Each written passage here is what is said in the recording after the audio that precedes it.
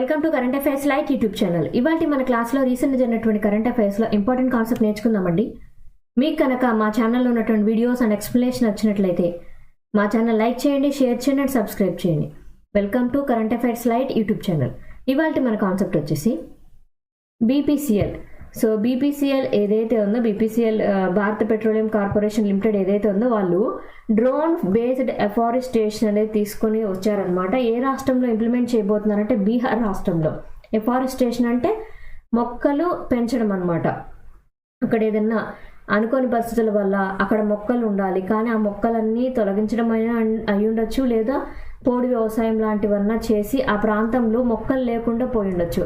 ఇటువంటి సిచ్యువేషన్లు ఏంటంటే అటవీ విస్తీర్ణం అనేది తగ్గిపోతుంది. సో అక్కడ ఏం చేయాలంటే అటవుల్ని మళ్ళీ పరిరక్షించి వినియోగంలోకి అంటే అక్కడ మళ్ళీ కొత్త మొక్కలు పెరిగే విధంగా చేయడమే ఈ యొక్క డ్రోన్ బేస్డ్ ఎఫారెస్టేషన్ ప్రాజెక్ట్ యొక్క ముఖ్య ఉద్దేశం అనమాట. ఎక్కడ చేయబోతున్నారో కూడా ఇంపార్టెంట్.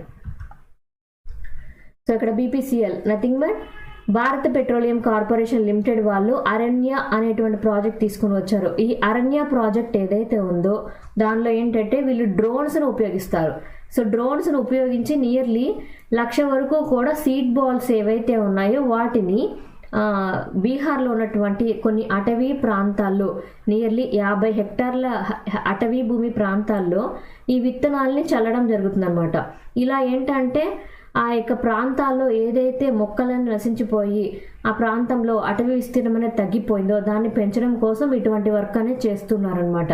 నియర్లీ ఎక్కడ ఎక్కువగా రీఫారెస్టేషన్ అనేది చేయాలనుకుంటున్నారంటే ఉంగా పహడీ ప్రాంతంలో అండ్ రాజోలి ఫారెస్ట్ ఏరియా, ఇది కూడా బీహార్లోనే అనమాట. అండ్ బ్రహ్మయోని హిల్స్, ఇవంతా కూడా బీహార్లో ఉన్నటువంటి ప్రాంతాలే. ఈ యొక్క ప్లేసెస్లో కూడా మొక్కలని తిరిగి పెంచే విధంగా, అటవీ విస్తీర్ణాన్ని పెంచే విధంగా గవర్నమెంట్ అరణ్య అనేటువంటి ప్రాజెక్ట్ అనేది తీసుకొని రావడం జరిగింది.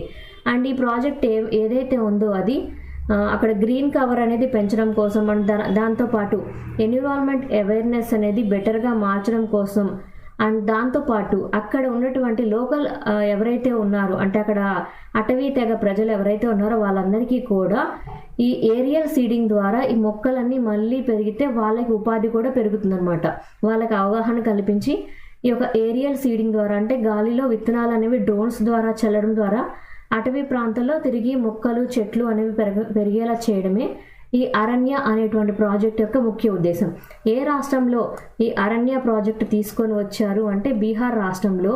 సో అరణ్య అంటే అడవుల్లో అటవీ భూమి విస్తీర్ణం పెంచడానికి బీహార్లో ఏర్పాటు చేశారు. ఎవరు చేస్తున్నారంటే బీపీసీఎల్ వాళ్ళు చేస్తున్నారు. శ్రీలంక. సో శ్రీలంక వాళ్ళు వీసా ఫ్రీ యాక్సెస్ అనేది ఇస్తున్నారు. నియర్లీ ఇండియాతో పాటు ఇంకా 34 దేశాలకి ఫ్రీ వీసా అనేది ఇస్తున్నారనమాట. ఎందుకోసం ఫ్రీ వీసా అంటే టూరిస్టుల కోసం. సో టూరిజం డిపార్ట్మెంట్ని బెటర్గా మార్చడానికి మన ఇండియాతో పాటు ఇంకా కొన్ని దేశాలకి కూడా ఫ్రీ వీసా అనేది ఇస్తున్నారు. సో శ్రీలంకల వాళ్ళు ఇండియాతో పాటు యుఎస్, యూకే, చైనా, ఆస్ట్రేలియా ఇలా దాదాపు మొత్తం 35 దేశాలకి ఇలా ఆఫర్ అనేది ఇస్తున్నారనమాట. వీసా అనేది ఫ్రీగా ఇస్తున్నారు.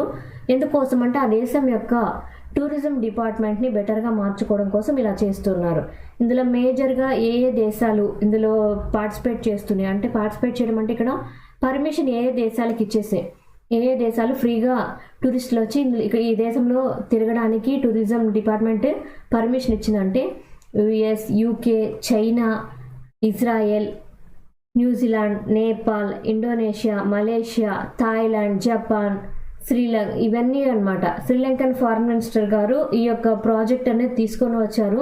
ఈ వీసా ఫ్రీ అనేటువంటి తరీకా ఏదైతే ఉందో దాని ద్వారా ఏంటంటే ఆ దేశం యొక్క టూరిజం డిపార్ట్మెంట్ డెవలప్ అయినప్పుడు ఆ దేశానికి కొంచెం ఆర్థికంగా సహాయం అవుతుంది అని ఇక్కడ శ్రీలంక గవర్నమెంట్ వాళ్ళు ఈ యొక్క నిర్ణయం అనేది తీసుకొని వీసా ఫ్రీ టూరిజం అనేది ఏర్పాటు చేస్తున్నారు. కేఏపిఎస్. సో కేఏపిఎస్ అనేది మనకి చాలాసార్లు వింటూ ఉంటాం. మనకి కాక్రాపారా అటామిక్ పవర్ స్టేషన్ అనమాట. So కాక్రాపారా atomic power station KAPS ఏదైతే ఉందో అందులో రియాక్టర్స్ అనేవి ఫుల్ కెపాసిటీలోకి వచ్చాయన్నమాట. ఫుల్ కెపాసిటీలోకి రావడం అంటే కంప్లీట్గా వినియోగంలోకి రావడం. సో రీసెంట్గా ఆగస్ట్ లాస్ట్ వీక్లో ఈ కాకరపార రియాక్టర్స్ ఏవైతే ఉన్నాయో అవన్నీ కూడా పూర్తి వినియోగంలోకి వచ్చినట్లుగా గవర్నమెంట్ తెలియజేసింది అనమాట. అండ్ ఇక్కడ ఏదైతే కేఏపిఎస్ అని చెప్తూ ఉన్నామో కాకరపార అటమిక్ పవర్ స్టేషన్ ఏదైతే ఉందో అందులో 4 రియాక్టర్లు, ఒక్కొక్క రియాక్టర్ 700 మెగావాట్ల సామర్థ్యం కలిగినటువంటి రియాక్టర్స్ అనమాట గుజరాత్లో ఉంది. ఆ యొక్క పవర్ స్టేషన్ మొత్తం కూడా ఆగస్టు 21వ తారీఖు కల్లా కంప్లీట్గా వర్కింగ్లోకి వచ్చాయి. అంటే అక్కడ పవర్ జనరేషన్ అనేది ఫుల్ ఫ్లెడ్జ్డ్గా జరుగుతుందని గవర్నమెంట్ తెలియజేసింది అనమాట.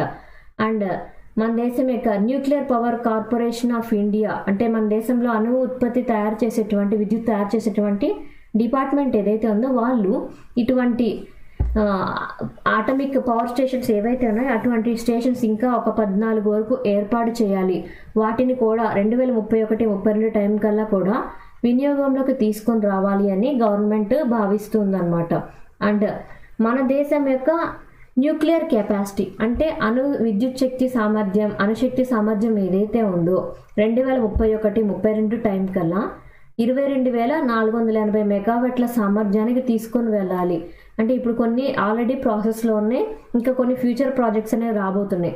అలా మొత్తం నుంచి కూడా 22,480 మెగావాట్ల సామర్థ్యం కలిగే విధంగా మన దేశాన్ని న్యూక్లియర్ కెపాసిటీని పెంచాలని భావిస్తున్నారు. సో ఇక్కడ చెప్పినటువంటి కాకరపార అటమిక్ పవర్ స్టేషన్ ఏదైతే ఉందో దానిలో ఒక్కొక్కటి 700 మెగావాట్ల పవర్, అలా 4 ఏర్పాటు చేశారు. సో అలాగే ఫ్యూచర్లో ఇంకా చాలా ఏర్పాటు చేసి మన దేశం యొక్క న్యూక్లియర్ పవర్ ఎనర్జీ జనరేషన్ అనేది బెటర్గా మార్చాలని గవర్నమెంట్ భావిస్తుంది. మహారాష్ట్ర. సో మహారాష్ట్ర గవర్నమెంట్కి సంబంధించినటువంటి ఒక న్యూస్ ఏంటంటే మహారాష్ట్రలో ఫస్ట్ సోలార్ విలేజ్ అనేది ఇనాగ్రేట్ చేయడం జరిగింది. సోలార్ విలేజ్ అని చెప్తున్నాం, అది కూడా ఫస్ట్ టైం అంటున్నాం. ఏం లేదు, ఆ విలేజ్లో ఉన్నటువంటి ప్రతి చోట కూడా కరెంట్ ఏదైతే వాడుతుంటామో అది మొత్తం కూడా ఇలా ఫోటో వోల్టాయిక్ సెల్స్తో తయారు చేసినటువంటి రూఫ్ టాప్స్ తోటి విద్యుత్ అనేది కంప్లీట్గా సోలార్ విలేజ్గా ఏర్పాటు చేశారనమాట. అంటే ఆ యొక్క ఏరియా లేదా ఆ విలేజ్ మొత్తం కూడా ఏదైతే విద్యుత్ శక్తి ఉపయోగిస్తుంటారో అది మొత్తం కూడా సోలార్ ఎనర్జీ నుంచి జనరేట్ అయినటువంటి ఎలక్ట్రిసిటీనే ఉపయోగిస్తారనమాట. ఏ రాష్ట్రంలో ఇలా కంప్లీట్గా ఒక విలేజే సోలార్ విలేజ్గా మార్చడం జరిగింది రీసెంట్గా అంటే Maharashtra. And Maharashtra chief minister Eknath Shinde గారు ఈ యొక్క విషయాన్ని తెలియజేశారనమాట.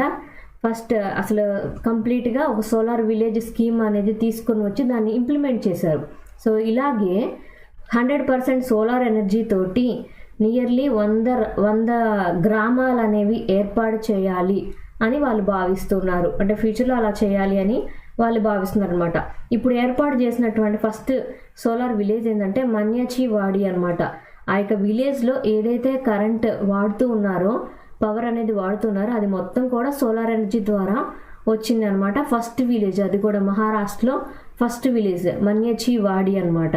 అండ్ తర్వాత కాలంలో శివసిద్ధ్ నగర్ నుంచి ఇంకా కోత్రూడ్ అనమాట ఆ ప్రాంతంలో సెక్టార్ 25లో ఉన్నటువంటి నిగ్డీలో ఉన్నటువంటి సెక్టార్ 25 ప్రాంతం, ఇలా మిగిలిన జిల్లాలకి కూడా ఈ యొక్క స్కీమ్ సోలార్ విలేజ్ స్కీమ్ ఏదైతే ఉందో దాన్ని తీసుకొని వెళ్ళి మహారాష్ట్రలో చాలా గ్రామాలు నియర్లీ 100 గ్రామాల వరకు కూడా సోలార్ విలేజెస్ని ఏర్పాటు చేయాలని, సోలార్ విలేజెస్గా మార్పు చెందించాలని మహారాష్ట్ర చీఫ్ మినిస్టర్ ఏక్నాథ్ షిండే గారు తెలియజేశారు. Thank you for watching my video. మీకు కనుక నా వీడియో ఎక్స్ప్లెనేషన్ నచ్చినట్లయితే నా వీడియోస్ లైక్ చేయండి, షేర్ చేయండి అండ్ సబ్స్క్రైబ్ చేయండి. మీకు నా వీడియోస్ ఏ విధంగా అనిపిస్తున్నాయో నా కామెంట్ సెక్షన్లో తెలియజేయండి. Thank you for watching my video. Thank you.